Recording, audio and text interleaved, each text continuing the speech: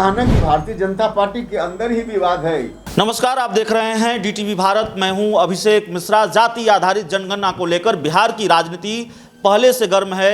बिहार की सियासत का पारा पहले से चढ़ा हुआ है, लेकिन इस गर्माहट को जेडीयू संसदीय बोर्ड के अध्यक्ष उपेंद्र कुशवाहा ने और बढ़ा दिया है। जेडीयू संसदीय बोर्ड के अध्यक्ष उपेंद्र कुशवाहा ने जाति आधारित जनगणना को लेकर जो कहा है उसका लबोलुआब यह है कि सीधी चेतावनी है बीजेपी को, अल्टीमेटम है बीजेपी के लिए कि अगर आपने बात नहीं मानी तो टकराव होगा। दरअसल जाति आधारित जनगणना को लेकर एक सेमिनार को संबोधित करते हुए उपेंद्र कुशवाहा ने कहा कि अगर केंद्र सरकार बात नहीं मानती है जाति आधारित जनगणना को लेकर तो ये इससे सीधा टकराव होगा। भले हम एनडीए के पार्ट हैं, एनडीए के सहयोगी दल हैं, लेकिन ये सीधे टकराव वाली स्थिति होगी और ये एक तरह की बेईमानी भी होगी। मनमोहन सिंह की सरकार में केंद्र सरकार ने प्रस्ताव पारित किया था जाति आधारित जनगणना को लेकर और सर्वसम्मति से ये प्रस्ताव पारित किया था, और अगर अब ऐसा नहीं किया जाता तो ये सीधा टकराव होगा, भले ही हम एनडीए में हैं।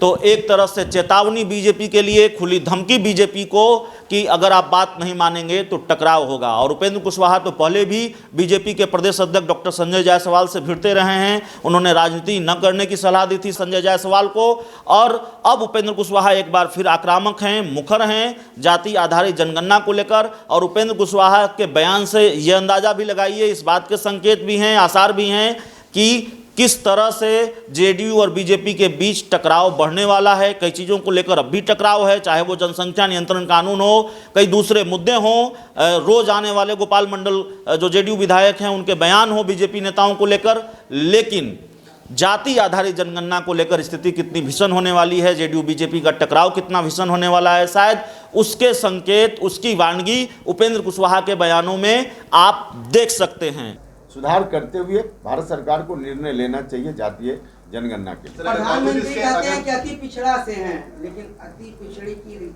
जब गणना की बात होती है तो फिर पीछे क्यों हो जाए? तो देखिए, इसमें अभी जिस जो डिमांड है उसमें कोई अति पिछड़ा समाज की जातियों की गणना का मामला नहीं है।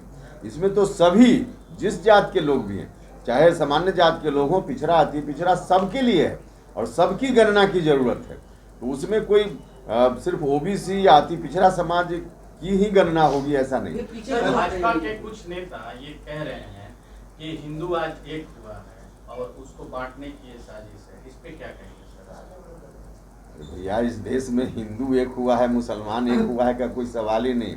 हिंदुस्तान का संविधान कहता है कि धर्म से सरकार को कोई लेना देना नहीं, राज्य को कोई लेना देना नहीं, राज्य का कोई धर्म नहीं है। धर्म व्यक्तिगत चीज है, जनता जिसको जो धर्म मानना हो माने। इसके आधार पे गोलबंदी होने और न होने का कोई मामला नहीं।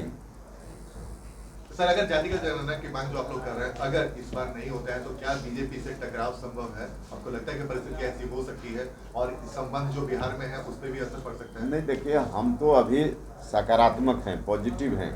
मुख्यमंत्री जी भी जब वहाँ से प्रधानमंत्री जी से निकल कर बाहर आए तो उन्होंने भी कहा कि प्रधानमंत्री जी ने मना नहीं किया है।